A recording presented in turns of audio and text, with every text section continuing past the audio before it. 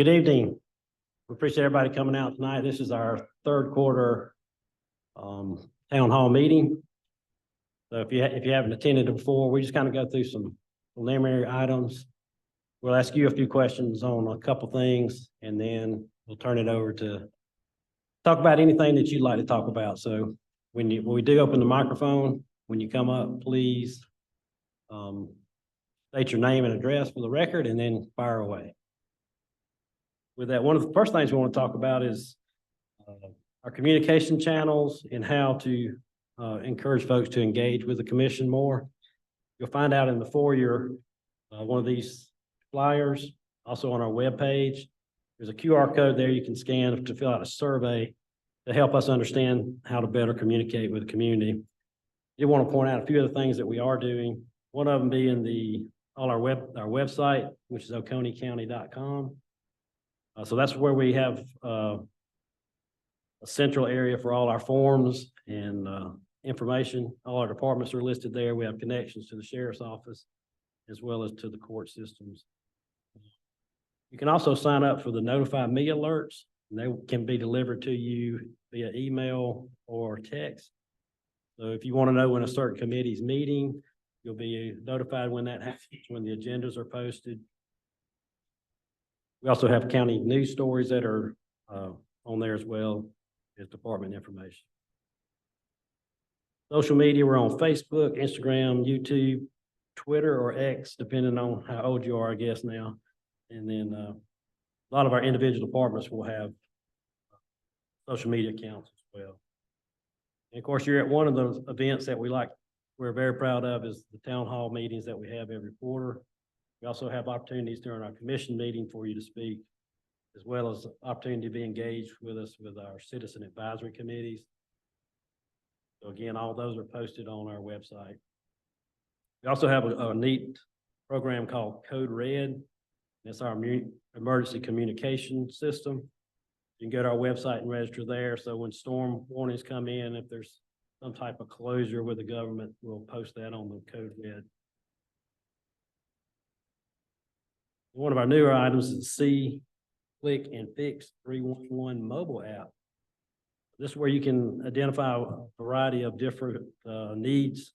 So if you have a deer carcass in the roadway, you can notify us through there. If there's a pothole forming on your street, you can do that as well. And that is actually, I've actually used it, so you do get a follow-up when that's taken care of, so you know that it's been addressed. Get an app through for your iPhone or your Android device via get an app for that. Go to our website and see it. And again, we'd love for you to do the survey if you don't mind, so we can go with that. One of the other things is over the past several years with our pouring ordinance where we allow alcohol by the drink. Over the years, we've had different approaches. People come and make comments about expanding pouring zones. We've also had a lot of comments or questions about distilleries and breweries being brought into the county.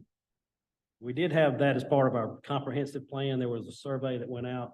We had like 1,300 people participate in that. 69% were in favor of changing pouring zones, and 75 were in favor of breweries. We do want to kind of throw that out to the group as you're coming up to speak. If you have an opinion one way or another about that, we'd love to hear from the community whether or not to proceed with any changes. We will be making some changes to the alcohol ordinance over the next 2 quarters. Most of what we're looking at doing is simply for just administrative changes that we'll be making, but this will be the opportunity where we make changes, if any will be made, on changing where pouring is allowed, and also the breweries or distillery. The main section that's being asked to be added is the new shops that are going on Malcolm Bridge Road. There's a new shopping center going in there, so it's been a request to add that area to the pouring zone to allow restaurants to. Chair, Okay. All right, thank you.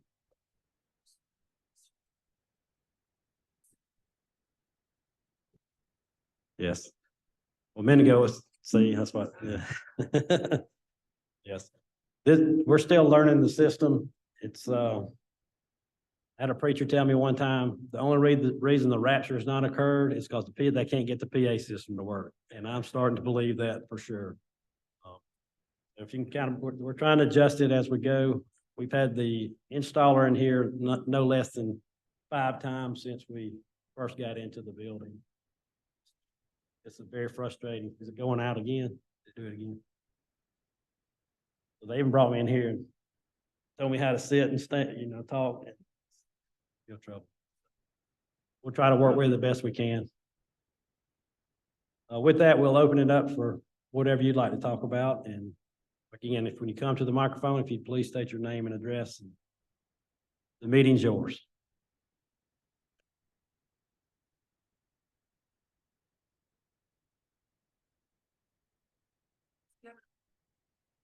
No, come on. Okay. I'm Susanna Heimel. I'm an Oconee County resident and a parent.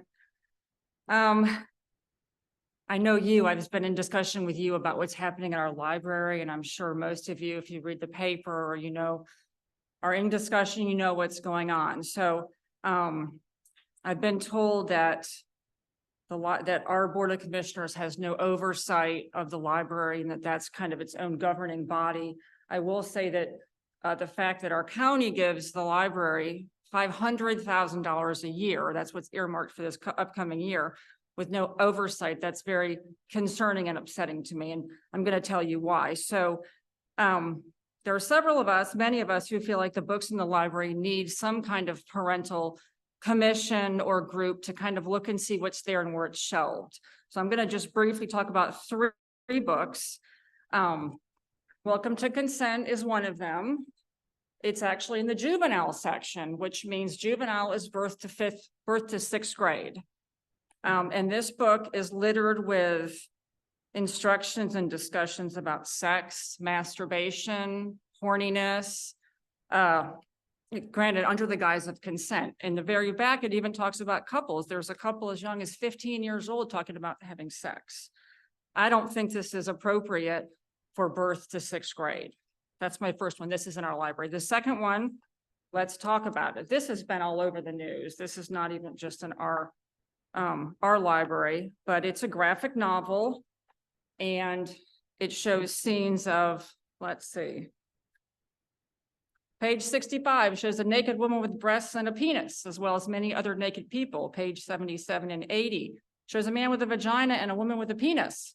Page 91 shows people having sex. Page 117 to 120 shows masturbation and explains how to do it. The book goes on to discuss porn, sexting, etc. This is in our library. The next one is the most disturbing one. One of the most disturbing that I've read, and I've been reading these books for the past year. This is called Jack of Hearts. This is in the youth, in the YA section. And actually, let me rephrase that. This is also in YA, which means it's 6th to 12th grade. 6th to 12th grade. This is 6th to 12th grade, which is what, 11 to 18 years old. I'm going to read a short passage. I didn't finish the book because it was so upsetting, but I'm going to read page 22 and, pardon me, page 20, portions of page 24 to page 26, because I feel like if you knew really what was in these books, you would be trying to figure out a way to get involved in the content in our library and where it's placed. So this is difficult for me to read, but I'm going to read it anyway. Okay. This is in Jack of Hearts. And it's a letter. I'm not going to read the whole thing. It may sound a bit disjointed, but I'm going to read the parts that I think are important. My first time getting it in the butt was kind of weird.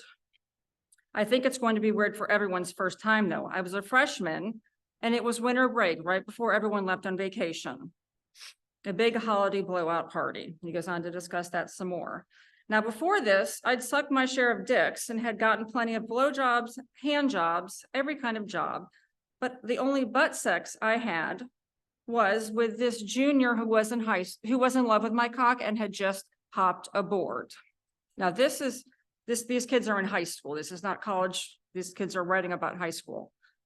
Okay, and it goes on, talks some more about that. Anyway, so this senior, and I'm not naming names, and I are having sex, kissing, sucking, and 69ing, and what you have. And then he says to me, I want to fuck that pretty little ass of yours. And I was like, I don't know. I've never done that before. And he's, Miss Hamel.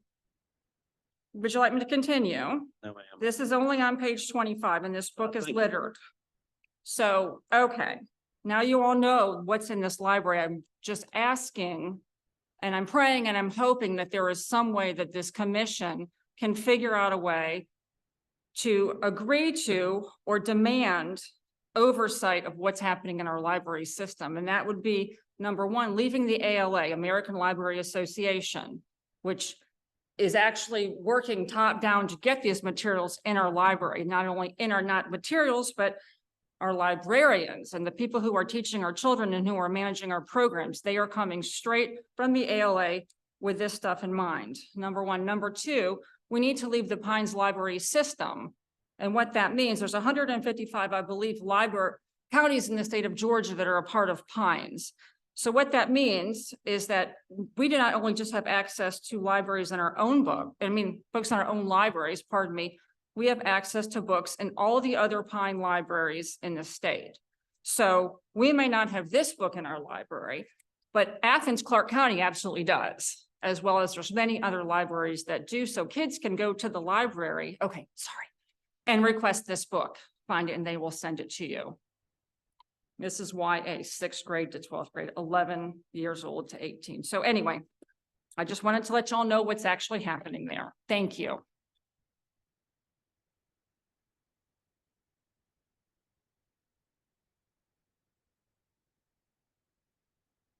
Hi there. We are here to talk to you. Libby Busalis in Watkinsville, Georgia. Kelly Price, Bogart, Georgia. I have several documents here that we prepared for you. That includes a slideshow presentation as well as some social media posts that have been made that were on actually the Oconee 411 page that we have Julie. So we're so grateful for her to have that platform for us to speak on that. 20 years ago, there was an Oconee Veterans Park master plan that was made, and below in the lower left-hand corner of the park, there was a swimming pool complex listed on that map. Today, we see that that swimming pool has been removed. And I just wanted to ask you to please consider giving us a place for a pool. The benefits, the people that would be benefited by having a pool are of all ages, from infant to senior and everyone in between. We have met with extra special people who have a swim team that have to bus their swim team, the Piranhas, outside of our county to have their aquatics and for them to meet. And as they are bused, they're not really comfortable in being commuted in that way. And they would really benefit by having a ADA compliant pool, as well as several other organizations that would be put out completely if Ramsey were to decide to close their doors to having children on their campus, which in some ways is pretty inappropriate to have hundreds of children swimming in a college campus with a wide open window that college students can look upon our children in bathing suits, which, you know, is a little bit, it's just not the right place for our children to be. I think the Oconee County should be the place for us to have a pool. Also, the Athens Bulldog Swim Club has several hundred swimmers that I did take a video for you to see. Just this past weekend, we completely filled the whole entire bleachers of Ramsey and 2 pools. And I would like to show you that video, but right down the street from OVP, we have a 2-time Olympian diver that is a coach of the Georgia Diving Club. He is walking distance to OVP and has to rely on Ramsey for his club. We have several scholarship citizens, Oconee County citizens, children that are national level, they're ranked, they have scholarships, they go to college for diving. And they were homeless all summer because Ramsey closed the door along with ABSC, but luckily they were able to disperse throughout the county and use other pools. The Georgia Diving Club was not so lucky. Those kids had to either quit or drive several hours and even take home in Tampa and Moultrie, which, you know, is, if for people working and having children that are interested in diving, it was impossible. So unfortunately, many children had to quit the club, and that club was completely decimated. There are other sports that are college and Olympic level that are not even represented in this county, and it's really unfortunate. Water polo, synchronized swimming, just to say a couple. We should have these opportunities for children to have all these different fitness opportunities. Also, our seniors, we built them a senior center.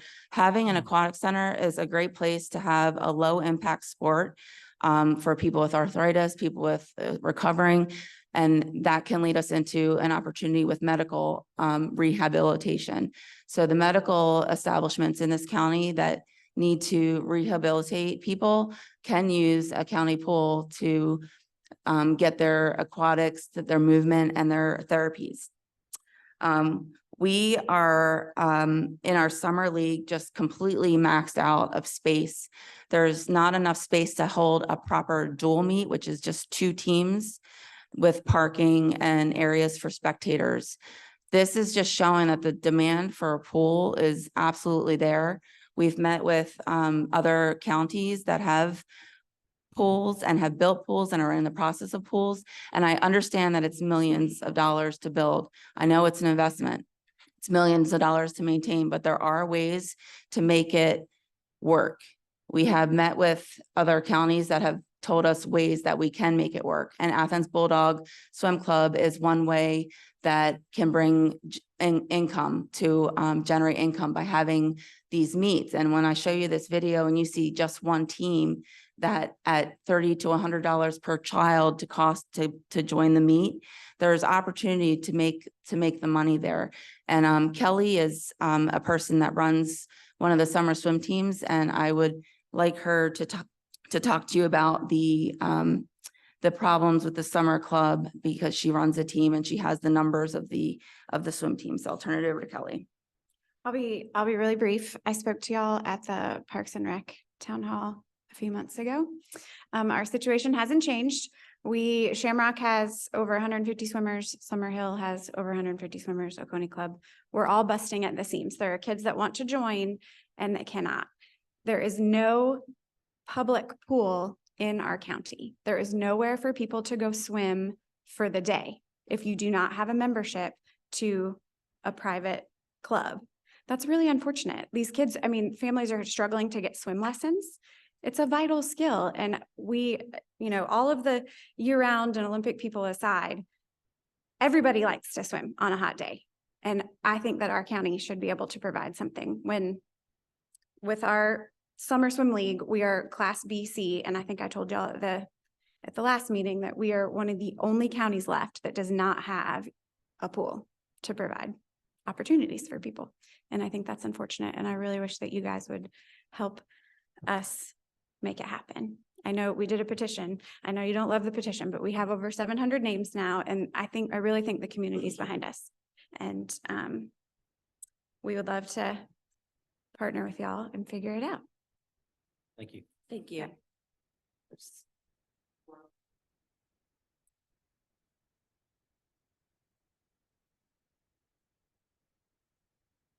Okay.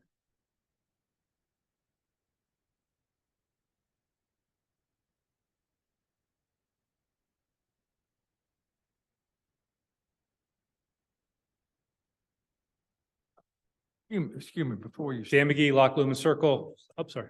You go. Libby, could I ask you a question? If you could come back up, I'm just curious about a couple of things. You'd mentioned about the dual meet. What size pool are you talking about? The dual meets in the summer are from 4 lanes. If I can think about the Green Acres establishment that we go to in Clark County, to about, I think, a 6-lane pool, 25 yards. The ideal size pool would be an 8 by 25 yards by 100 or 50 meters is the ideal Olympic-sized swimming pool. Say that again. How many, you confused me. 25 yards across and 50 meters long. It's considered a junior Olympic sized pool. Shamrock's two pools are a junior Olympic sized pool. The 25 yards. long. 25 yards is And then the width is dependent on how many lanes.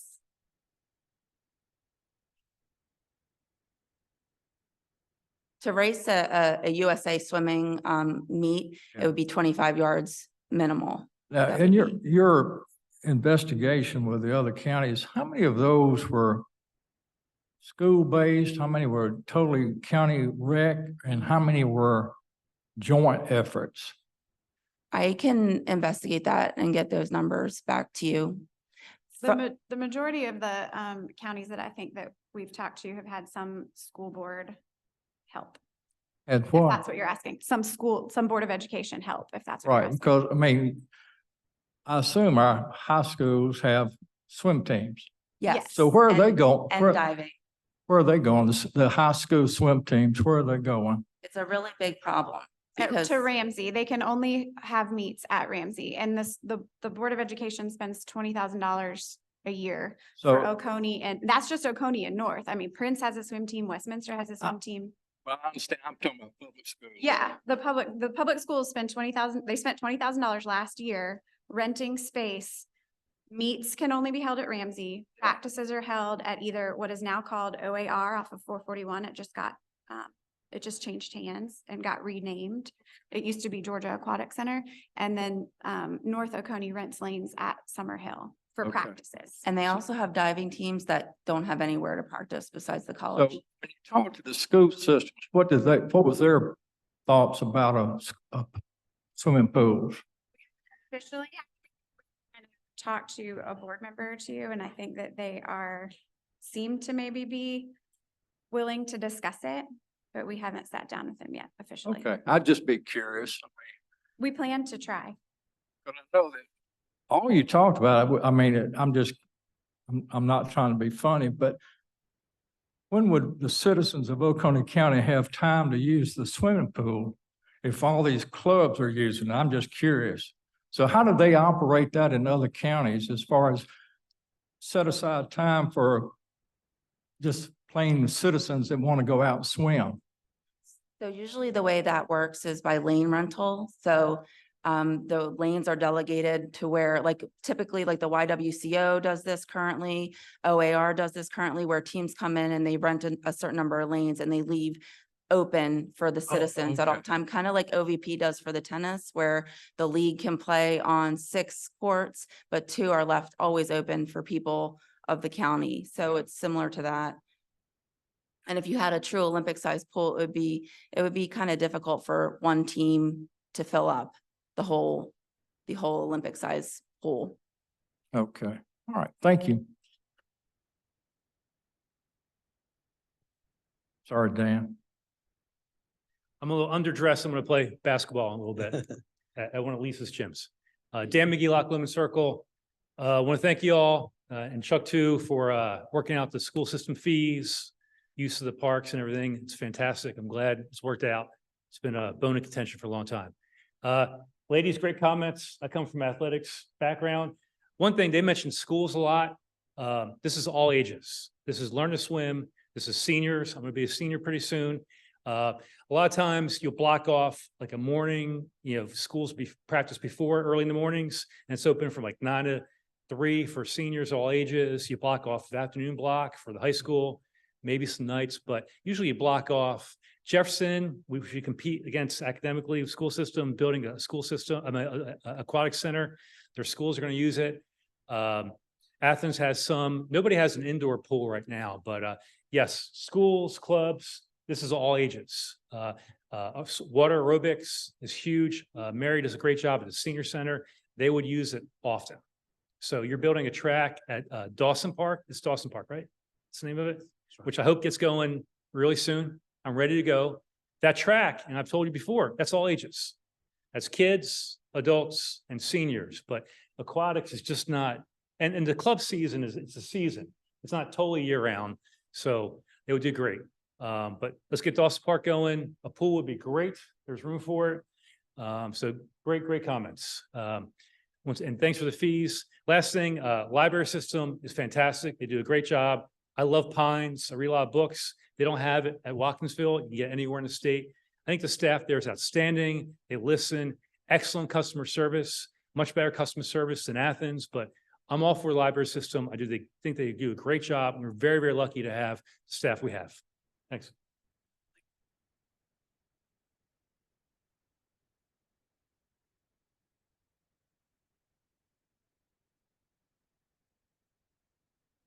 Good evening, Julie Mock, Summit Grove subdivision. And I've been meaning to write you a long email, but it's been a really busy summer and I tend to get to that because the library system issue is much bigger. It's much bigger than more than a few books. And I'm amazed that she could stand up here and read the filth that they're putting in front of the kids out there. So it's a lot to get into. I'm not going to get into a lot in here. But, my recommendation actually would be to defund them until this gets worked out. And it does go all the way up to the ALA who, we have I said the last time I was here, we have a self-proclaimed and proud Marxist lesbian ALA person who wants to use libraries as a grooming ground for socialists, among other things. And it's a big issue. It's a national issue. They're not undercover. All you have to do is go and do a search of all of these things. So we need to keep our libraries safe. We need to pull away from the Athens regional library system. We just lost one employee there, Carly, who was replaced by somebody who, is, in my book, equally as offensive to our children. So I would just ask that you would do a little research on your own. Just Google what's going on in libraries all around the country. It's a horrible thing for our children, and we need somebody out there looking out for them right now. But I'll email you links, all kinds of information, but please pay attention to it. It is very serious. Thank you. Thank you.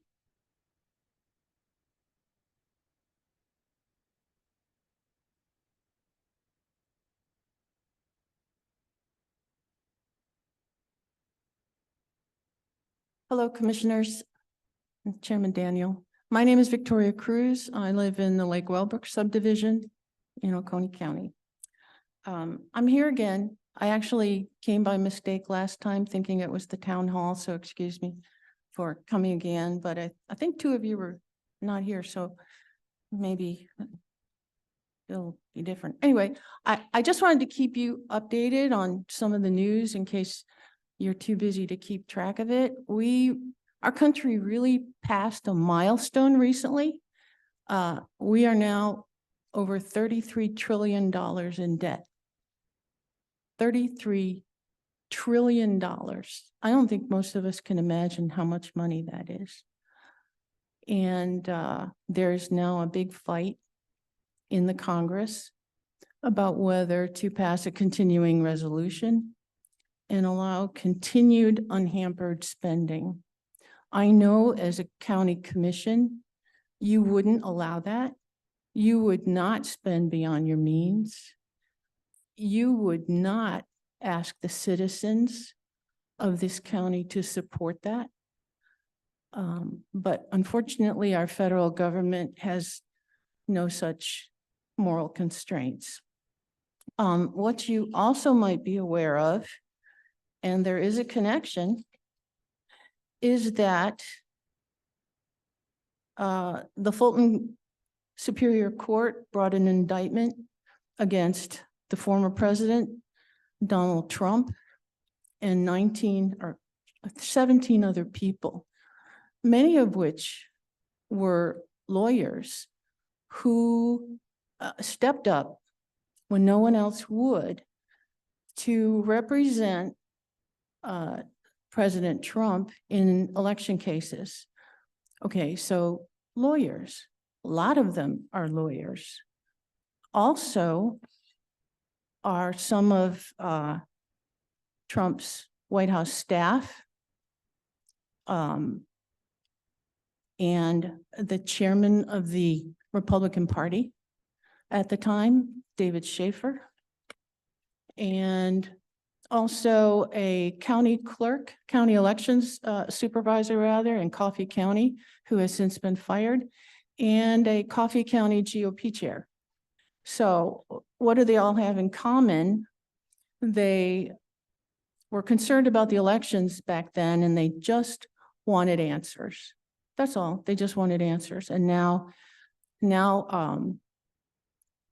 I guess Fulton County residents would be even more upset, but state tax dollars are being used for this. And of course, it joins indictments from 3 other states, including the District of Columbia. Anyway, there was a recent Rasmussen poll here in Georgia as a result of this indictment. Okay, 56% of voters in Georgia, and they did all Republican and Democrat and different demographics. 56% of voters in Georgia know that Trump's prosecution by Fani Willis is because of politics. 53% of Georgia want Georgia legislature to stop Fani Willis from prosecuting Trump. 51% want that DA to face an investigation.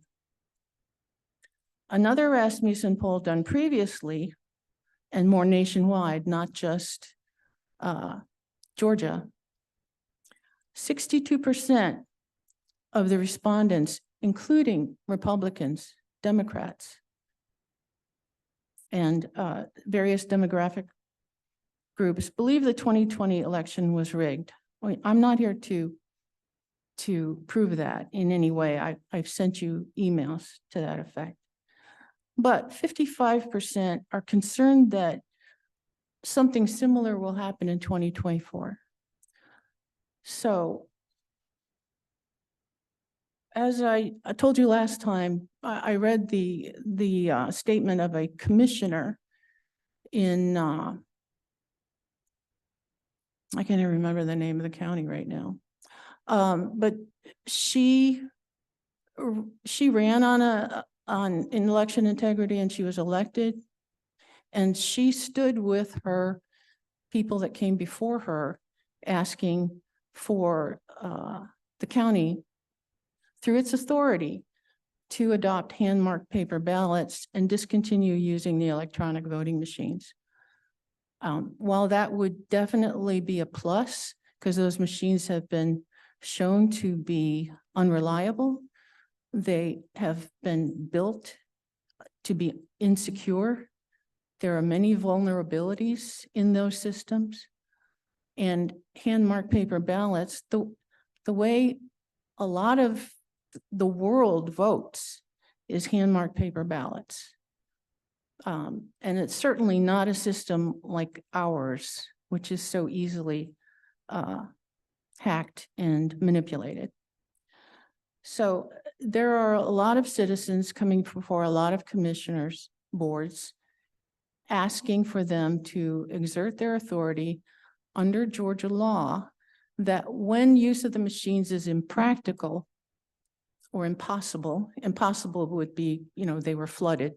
Impracticable is definitely open to interpretation. But what we're seeing is socialist takeover of our way of life, as the 2 people who spoke about the library said. We're also seeing a takeover of our federal government with out-of-control spending, hundreds of billions of dollars going to Ukraine, up to 7 million, this is the estimate, illegal immigrants coming across our open southern border and being distributed all over the country. And I'm just waiting. I'm not aware yet that they're here, but I know, I think I heard that the governor is welcoming them. So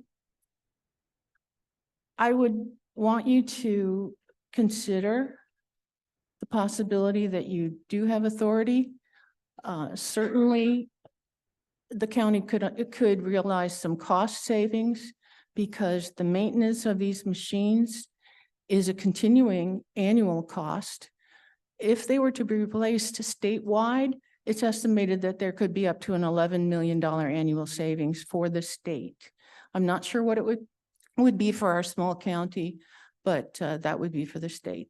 And that amount of savings might help you help pay for a pool.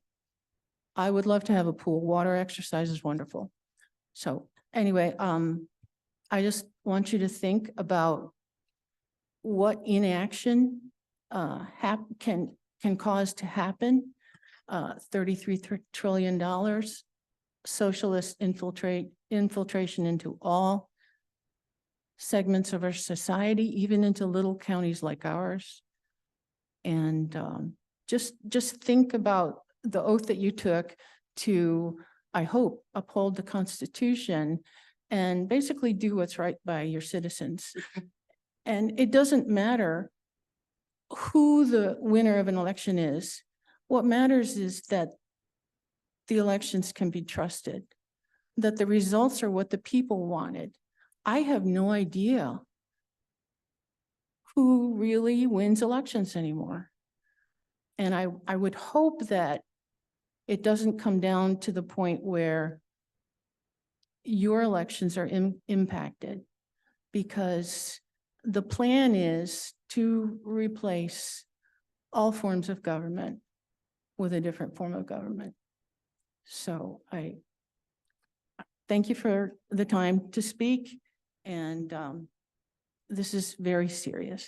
Thank you. I ask a question, Ms. Cruz, excuse me. It's very evident that you're very detailed in your research, which I appreciate.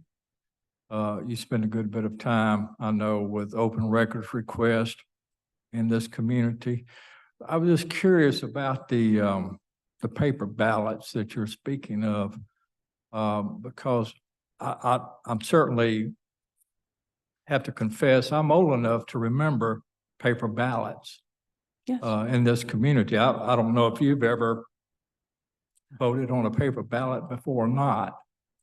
No, I have So- not, except now absentee ballot, because I believe that's one Yeah. of the safer ways to vote. So I come from a perspective of having voted on a paper ballot. Yes. And the things that I remember here in this county, one particular presidential elections, I had volunteered to count on the paper ballots. And the ballots were about this big because of all the races and the constitutional amendments and all that. And of course, it was probably 3 or 4 o'clock in the morning before we finished, because it had to be checked and double checked. Now, under the current system, I'm just curious, now we use the machines and they come up with a tally, and then we have that piece of paper that we put in the scanner, and that can be verified as well. Is that correct? The Halderman report, you may have heard about it. It was an expert report that was requested by a lawsuit against the Secretary of State that started back in 2017 when Brian Kemp was the Secretary of State, against the DRE machines because they did not have paper. Okay, so Well, I'm trying to get, is there a check and balance in the current system, not what happened? right, well, this expert got a hold of they changed to Dominion systems, okay? And they were saying, oh, okay, we got a paper ballot. You can look at this, you can audit it. But there's a couple of problems with that right now. First of all, the expert who actually looked at a Dominion machine, he is a PhD in Michigan, I believe, and he was a witness originally, or for the Democrat senators in the US Democrat senators. Anyway, his report has shown that there are so many ways that those votes can be switched. There can be an algorithm in there which will discount a certain percentage of somebody's votes or augment a percentage of somebody else's votes. Also, the the paper ballot that comes out, the text that is printed out that everybody's supposed to check, but only 40% of people do, that text can be altered. He proved that the text can be altered. The QR code, of course, is how the ballots are counted in the tabulator. The tabulator reads the QR code. It doesn't read text. Right now, these machines are not capable of reading text. So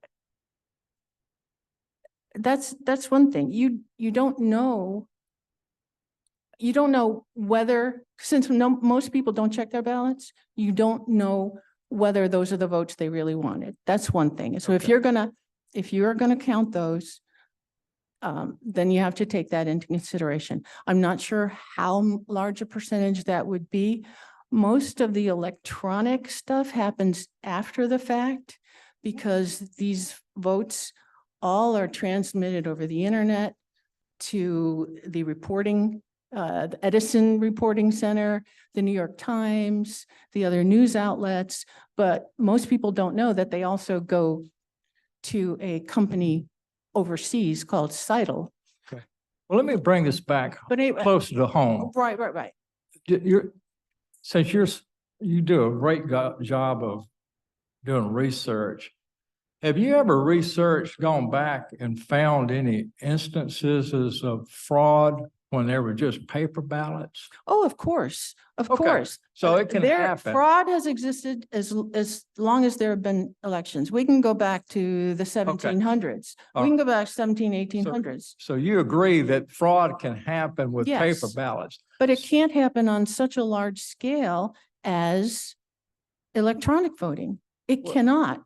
Well, I know that there's so many ways that fraud could be perpetrated with paper ballots. I know this is, and I'll wrap up. My last comment I want to make about this. Some of us know a fellow that we all respected in this community. He ran for state senate. And we were at that time with Overthorpe County.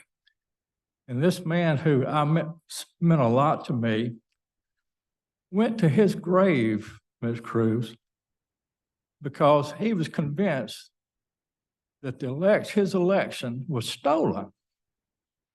And how it happened, he thinks has happened, is the elections precinct, whatever, in another county held back those paper ballots just to see how many votes he needed to beat our friend.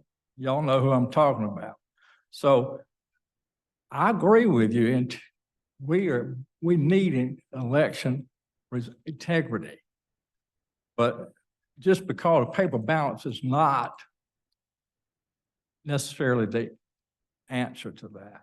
Well, I want to also let you know before I leave is that there are at least 2 methods of hand counting paper ballots that are being demonstrated across the state. My husband and I were both involved in one about 6 weeks ago up in Cherokee County, where they displayed a system and they were able to count 500 ballots in an hour with 4 teams of 4. Using these customized tally sheets. And, one person checking the other, Yeah, we've come a long ways from the time when Ms. Reba Hammond would have us at the courthouse and counting the ballots that were this big. No, the ballots are smaller now. You can have a security paper on the ballots. The biggest thing is definitely, because a lot of the fraud that may have happened in past elections, including 2022, is because there are partisan actors in certain large areas in certain swing states. And that's all it takes. All it takes is, a happy faces team of hired poll workers in Fulton County to, for $1,200 a day to come in and work their magic. Well, That's all it when- takes. And you- for every, and it's estimated that it could be, I don't know, 80, 90,000 votes. Each one of those fraudulent ballots disenfranchised almost more than our entire voting citizenry in here. All of our registered voters. Well, when you find a way that you can convince the people, to eliminate fraud, come back and I'd like to hear about that. But going back to paper ballots totally is not going to eliminate fraud. You don't I- understand, yeah, but you don't understand the scale that it can occur on now with electronic It voting happened machines. here, it can happen anywhere, and I agree with you, it can happen, on a large scale. But I'm just saying, going back totally to paper ballots and no checks and balance. Nobody said that. Nobody said no checks and balances. Nobody said that. There's none. We have none in Okay, the current system. We have none. And we also have a Secretary of State who refuses to look at it. And also, he is not allowing any citizens in the county to look at the paper ballots. that's an argument I'm not involved in, so I I'm not know. aware of that. But I just want you to be, in your research, go back and find where paper ballots, fraud did occur. Oh, yeah.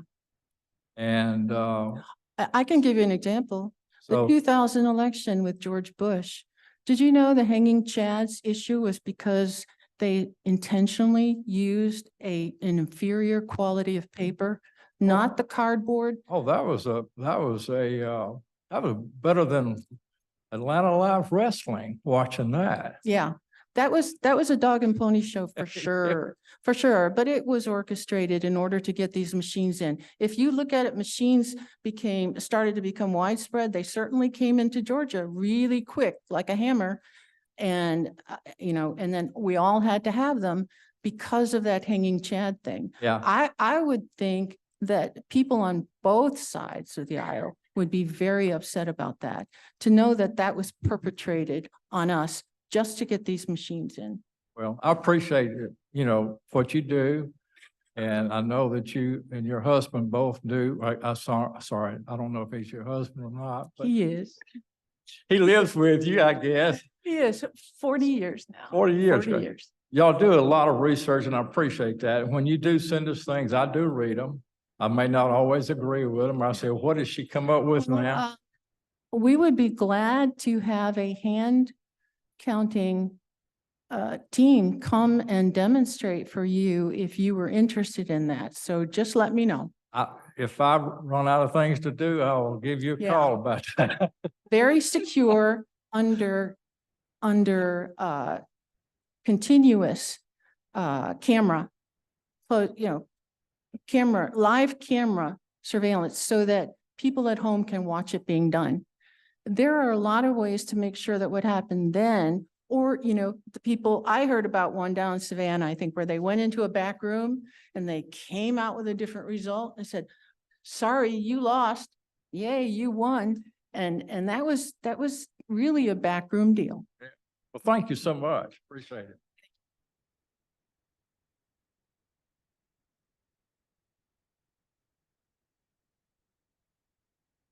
Mr. Chairman, Commissioners, Chuck Williams. I live in South Oconee. I'm going to sort of bring it back local a little bit. I want to express thanks for two or three things. Number one, thank y'all for bringing this building in. I'm not sure if it was exactly on time or exactly on budget, but I didn't see any headlines in the newspaper saying otherwise. So I think y'all must have been pretty close on both fronts there. And it's On time, under budget. on time and under budget. That's as good as it gets. I agree. Congratulations. And the architecture, you never know what you're going to get when you turn architects loose on a plan. But the way that they put this building together and the way that it pays homage to our existing courthouse downtown and sort of the scale and just how it fits, I think is something we can all be proud of. So thank you. I also want to thank y'all for having this meeting and these meetings, not just a one-time meeting when you've got something on your wish list that maybe you want to put forth to the citizens, but the fact that you have these periodically and you're willing to sit there and take the good with the bad and listen to your constituents. All elected bodies aren't willing to do that. And y'all are, and I appreciate that. You know, it seems to me, commissioners, that in a county like Oconee, I guess pretty much all of us, all of you, I guess, are Oconee natives. I think I'm correct in that. I am, but not everyone is. And I understand and appreciate the fact that Oconee has grown, and it has grown in a vibrant way. And there have been people that chose to come to Oconee County and have really added to the county, added to our quality of life, have brought a lot to the table. But, you know, as an Oconee native that lives in deep South Oconee, I'm dressed casual. I didn't just come off the athletic field. I just got off the tractor and grabbed a shower and came in. You've got the challenge, as you well know, of trying to figure out, from me, who is so far south in Oconee County that I have to go into Greene County every day to go home and turn and come back into Oconee.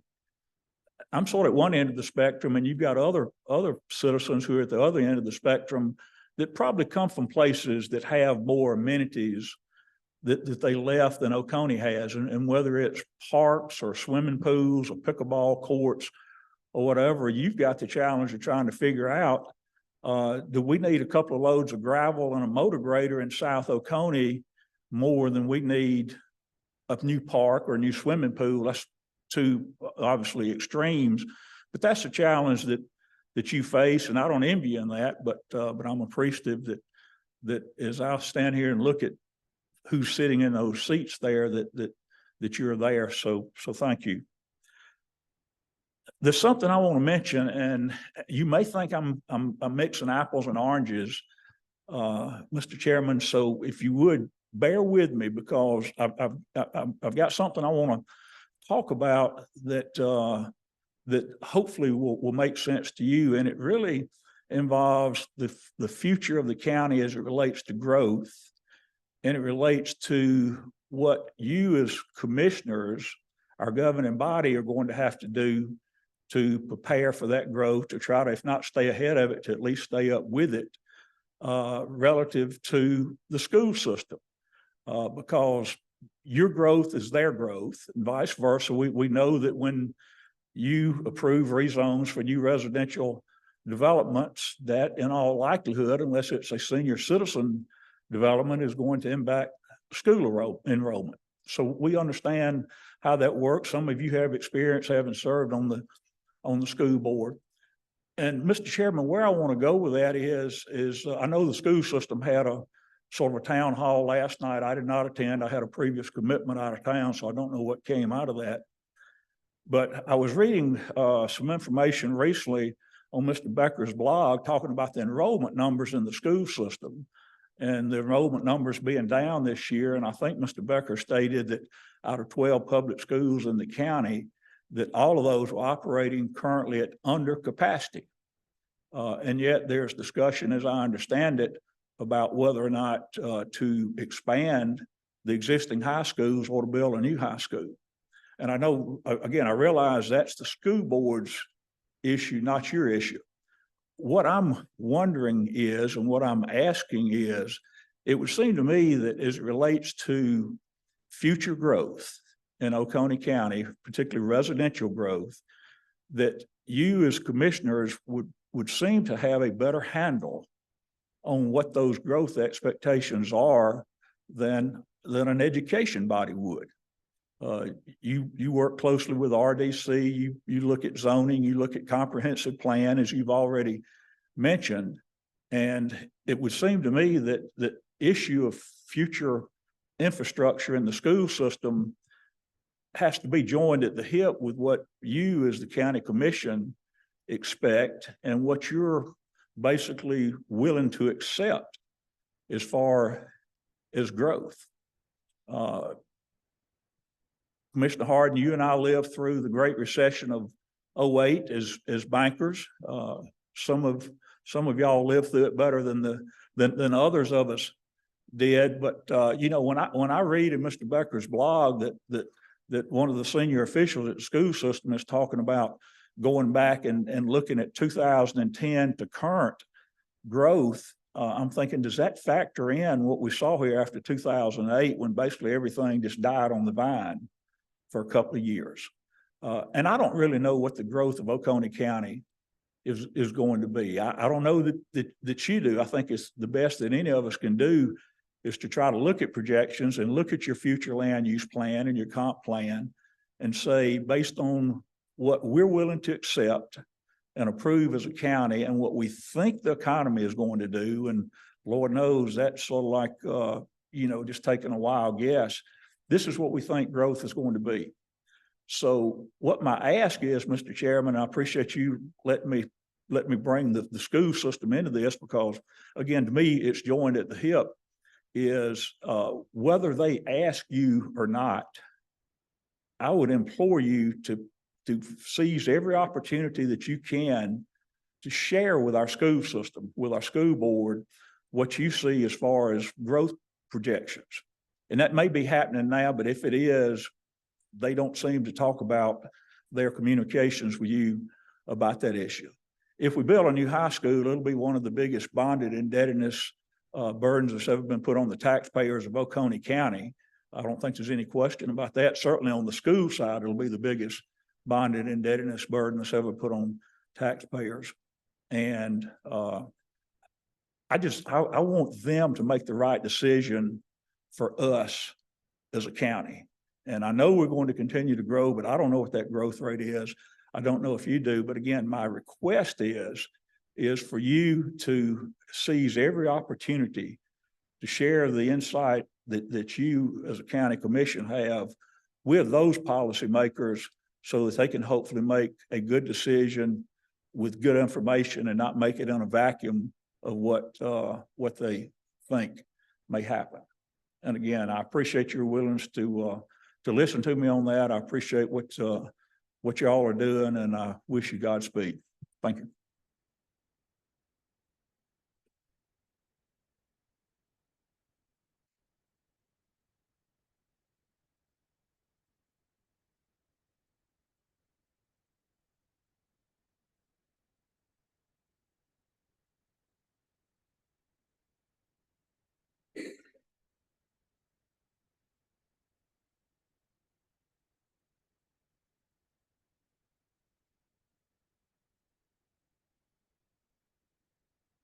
Anyone else?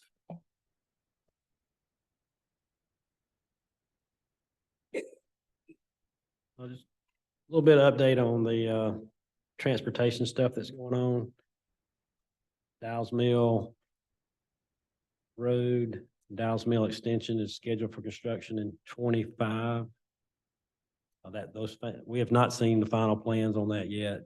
I think there's going to be another outreach before the final approval from Atlanta. McNutt's Creek and Mars Hill Road are scheduled for 2027. Julian Drive has moved to be determined, so they're not exactly sure what's going to happen at that location, nor are they saying when that will happen. And then Jimmy Daniel, Virgil Lankford, and Oconee Connector should be starting construction in 2024. There's also a project for the 10 loop where 316 comes in there. They're going to be reworking that intersection. Again, they don't have a date on construction or design for that one. The Hog Mountain Trail that we've been talking about is in right-of-way acquisition now. Design is complete. Once we have the right-of-way, we'll go to bid to try to see what the cost of that's going to be. Lane Creek at Snows Mill Road, right-of-way acquisition is underway starting in October. So we anticipate construction next year on that. The next intersection would be Union Church at New High Shoals Road for a roundabout. Our goal would be to have construction for that in 2025. And then Assendale at Collin Ferry will be the third in line with a goal of 2026. We do have some money set aside already for Snows Mill at Lane Creek, but we also have T-Splosh. And again, thank you to everyone for supporting T-Splosh, which will fund the two Union Church Road and the Assendale Road roundabouts. And then we have two more coming behind that for intersection improvements. And the Experiment Station Road, as you know, is under construction. They had quite the traffic jam going on up there this afternoon. They blocked off a Publix entrance. And so as bad as it seems right now, it's gonna be really great when it's done, just like the Mars Hill phase of it.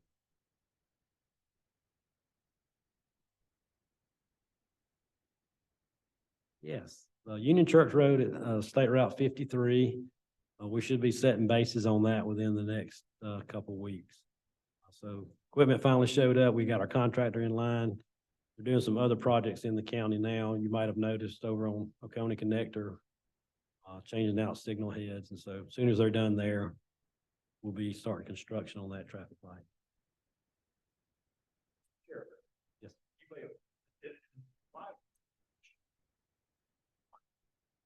South of Oconee County, county, and below any other day, city of Bishop and what GDOT may be planning, or not planning, those to Bishop.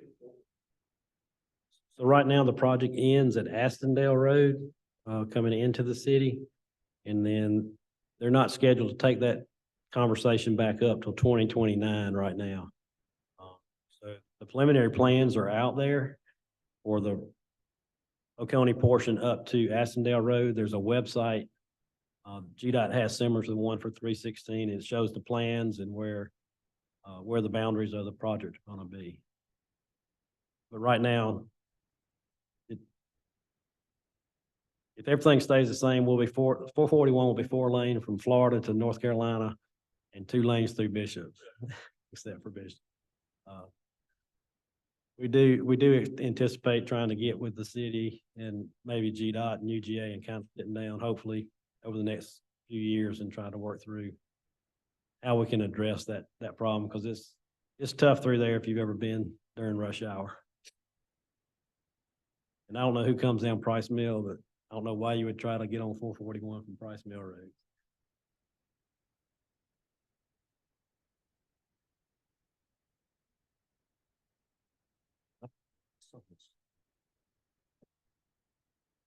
Mr. Williams, I do want to address some of those comments you made about the communication between the school board or the school staff and the dealing with growth. So when I was elected to the school board, that was one of the things that we did, is that we contacted the county planning department, not school board members personally, but the staff did. And they continue to do that on a regular basis. And they use that data on a regular basis to project growth. And so when you mention the growth that we have in our county, we still have a backlog of lots that is a result of that time that you mentioned back in 2008. And so growth-wise, we have not absorbed all of those lots into our system at this point, and we're still underway with that. And so we do look at that. We do have, as far as zoning and planning and those types of things, we are not in a moratorium, and by law, you have the right to do what you would like to with your zoning and all of the other options with your property. And so that's the thing that we have to look at. And certainly we do take into account how it affects the schools, because there's a questionnaire that goes out with each plan, and it asks the question about how it affects the schools. And so we look at that as well. And so I do think that we're still sensitive to that. And personally, I'm very sensitive to it. I was probably the most recent that was on the school board, on the commission. And so I really like to see projects that don't affect the schools. And one of the things that we did, as you may recall, with our negotiation through the settlement of these larger subdivisions that are now about to come online, is that we had reductions in numbers of units. We also had a change of the status of the units, so that it went from just straight residential to senior living, which does not affect the schools. And that was directly related to what the commission did. as, as opposed to, you know, the developer. And so we're certainly in tune to that as we, you know, move forward. So I know over the last 3 to 4 years, I think the school system, Dr. Branch mentioned they use a 3-year rolling average on calculating. So their projections will drop because over the last 3 years, I think we've been less than 2% growth in the school systems. We figure 250 is our sweet spot for building permits. We've been under that for the last 2 years as well. Right now, we have over 2,800 residential units zoned from the early, or 80% of those were zoned prior to 2009. 890 of those are related to senior living, whether it's Magnolia Estates, Fairways, Ellington Farms, or the Landing. So it's really hard to judge by permits how that's going to impact your schools because the mix of the residents coming in have changed so much. But that 2,800 was 4,000 probably back in 4 to 5,000 back in 2016, 17. So that number's dwindled down.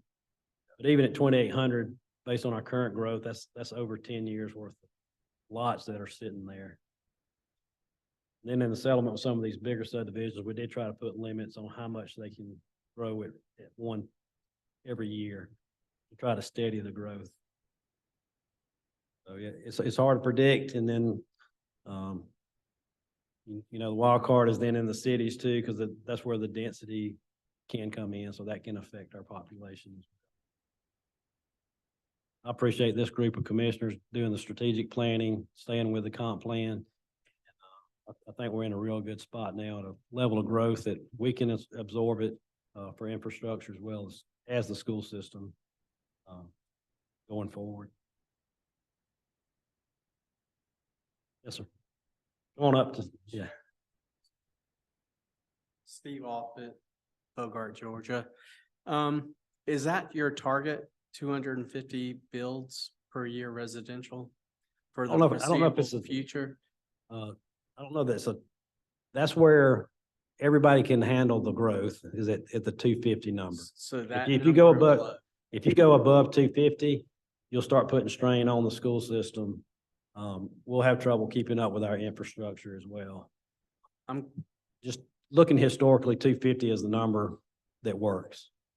And then as far as tax revenue, so you don't have to increase taxes, want to be sensitive to everybody. I hear that there's revenue that might be coming online from like the Epps Bridge corridor, right? Those businesses. I was at Harbor Freight one time and one guy told me, yeah, we started having to pay taxes and that's impacted him. So that being said, I just wanted to know when that revenue starts coming online to the county, what is the county going to do to, like Mr. Wallace, is it Williams? How are y'all going to use that money productively to build out his roads and, you know, just general infrastructure? Do y'all have plans in place, you know, to use it and not just build, you know, like maybe a civic center or a new, you know, like productive things that he could utilize that enhance his life, you know, and maybe perhaps put a few speed bumps in places. So when I'm turning out onto 53 or 78, where I don't get run over, you know, I got a 12-year-old son that I almost feared for our life as we're trying to get out onto the road, you know, to slow things down. So I just wanted to know, you know, what kind of plans that y'all have in place for this new revenue that might be coming in. Do y'all have like a thing that we could read as a citizen to see? Yeah, so we have a strategic plan that's out there. We also have a paving and road paving plan that's out there published, as well as the intersection improvements that we're talking about for safety. If you go back and look at our history, we've reduced the millage rate, I think the last 4 years, and the last 2 years have been a complete rollback, so that your property tax on the county operation side did not increase based on the calculation. Because I've seen like on the ballot last November, was there a splash recommendation? There was And I'm T-Splosh. like thinking like, you know, if we have this new money coming in, why do we need to be giving over more money to y'all, right? To build these things out? Like, why should we be paying more in splash? Well, Stuff like that. because you got a direct reduction in your property tax based on the passage of that T-Splosh. Okay, If you go back and look at your rate, when you get your bill, you should be able to see it.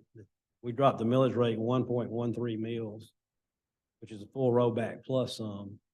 Okay. Money from T-Splosh, the theory there is 80 something percent of the people shopping at Epps Bridge are from outside the county. right. So they're participating to pay for this additional road paving. We're gonna have an additional almost $6 million in roads paved this physical year coming up that we wouldn't be able to do normally. So you look at our tax rate compared to, we're one of the lowest 5 in the state right now. We're below 5 mils for the operation of this county. And even this building that you're sitting here standing in now is funded through a special purpose local option sales tax. So property taxes that you write a check for every year for your house don't cover this. And there's a big reduction for what we're doing with roads. Yeah, I got it. I appreciate the low taxes. Thank you. Thank you. I appreciate your service.